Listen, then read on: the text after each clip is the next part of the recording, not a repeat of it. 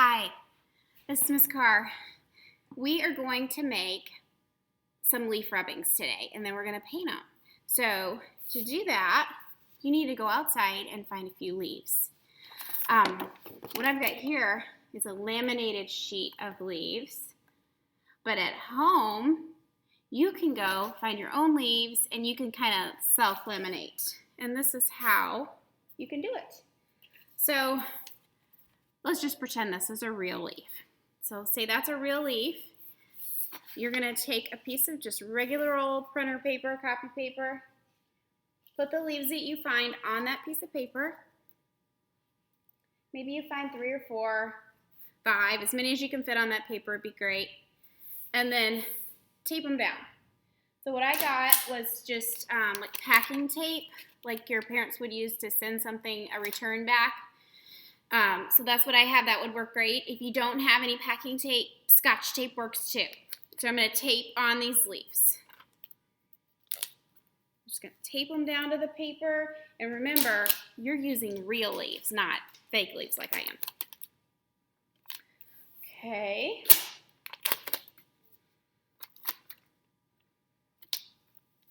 Now I would put tape all over them so that they didn't crumble and break. So just tape them all over.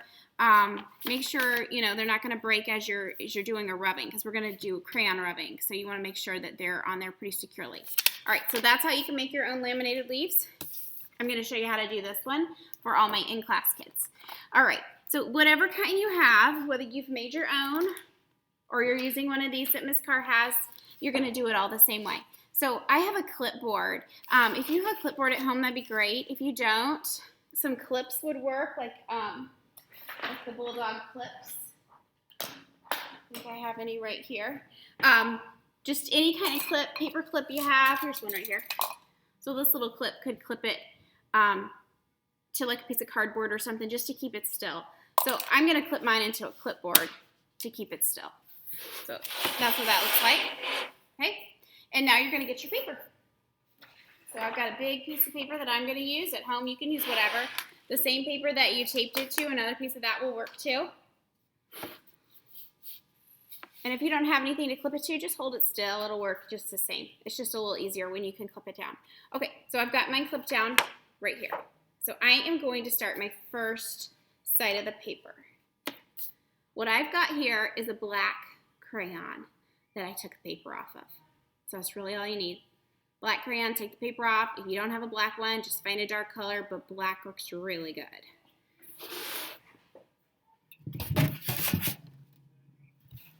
All right. Now this is the fun part.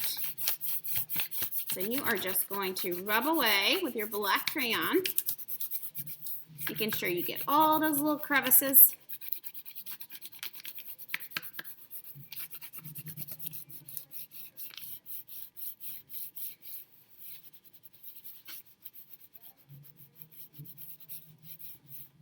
And then all my textures start to pop out in my leaves, and that's what we want. We want to see all those textures. We want to see the outlines. We want to see the veins.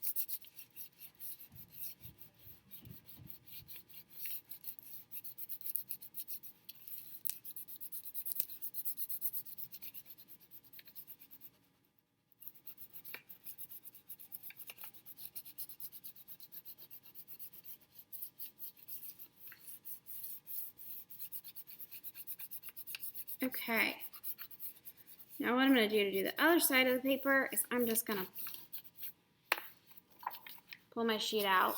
So if you're at home, you pull out your taped sheet and you're going to scoot it down to the other side.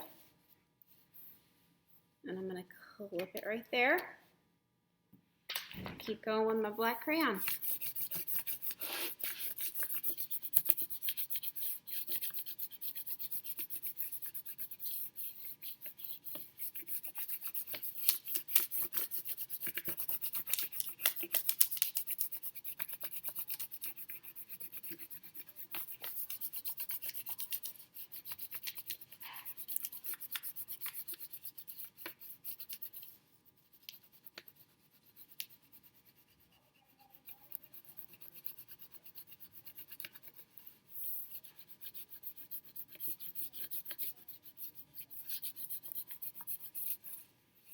Okay, so when you're finished and you've seen your leaves appear, you are going to pull it off the clipboard. And all my friends here at school with me are going to pass the clipboard and the leaf laminated page to someone else at your table, and then they can do the leaf. And now, when everyone is finished at your table with their leaf rubbings, we're going to start to paint. And we're going to paint all the leaves with warm colors. And we're going to save all the cool colors for our background. So everything that's background is going to be all this stuff that's behind the leaves. And everything that is leaves is going to be just on top of the leaves. So those are going to be all warm colors. We're going to use watercolor paints.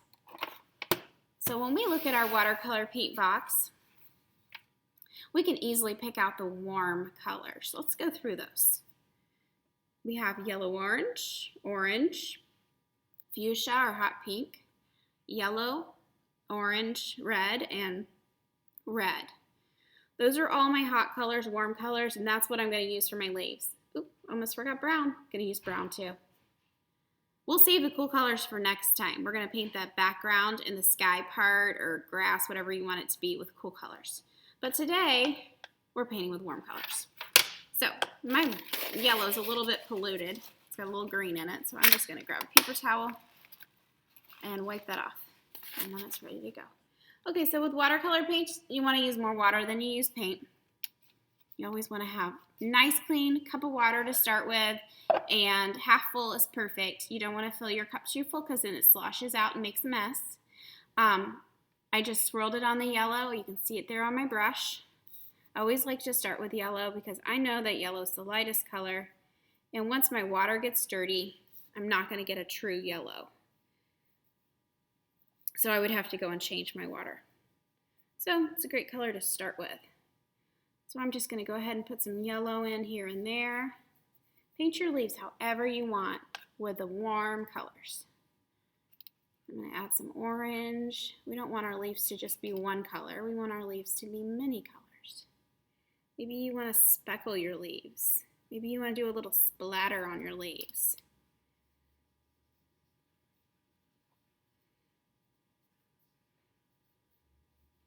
Sometimes you might just want to add a little plain water to your leaf so that color can spread. You don't have to be exactly on the leaf when you paint it. It's okay if you go out of the outline. Didn't have enough water. But make sure you use lots of water with watercolors.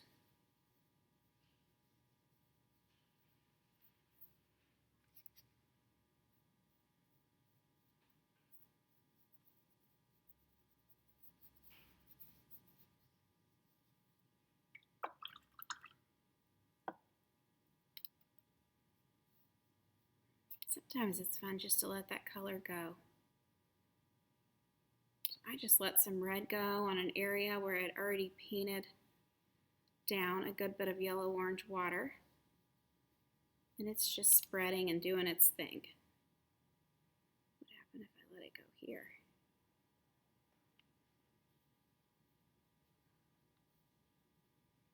Okay. I'm going to add some more color on this side of my paper. So what's so cool about this is we can still see that awesome leaf outline and all that great texture that the crayon is resisting. It's the wax resist that the crayon is doing to that watercolor. It's not letting that watercolor cover it up. We like that.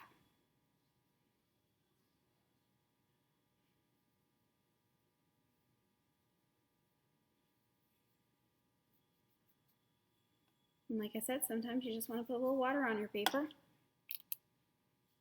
and then let that paint go on top of the water and see where it goes, see what happens.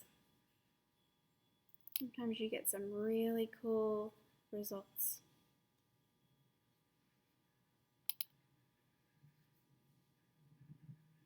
Okay, we haven't used my favorite color yet, the fuchsia. Let's grab a little bit of that. It's so bright and so just rich in color.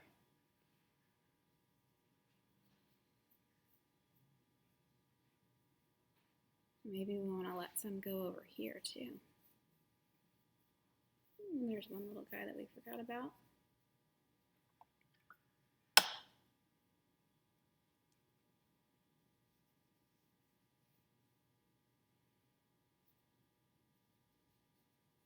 I hope you're enjoying painting with your warm colors today. The next time we meet, we're going to use cool colors in the background. We're even going to use a sponge paint dauber that's a dot, different sizes of dots or circles, and you can put some circles in your background area as well to make it even more interesting. So when you finish your painting today, just let that dry. If you're in class with Miss Carr, it's going to go on the drying rack, and then you can clean your area, and you can get your sketchbook out, and you can sketch 1 or 2 pages in your sketchbook. Draw whatever you like.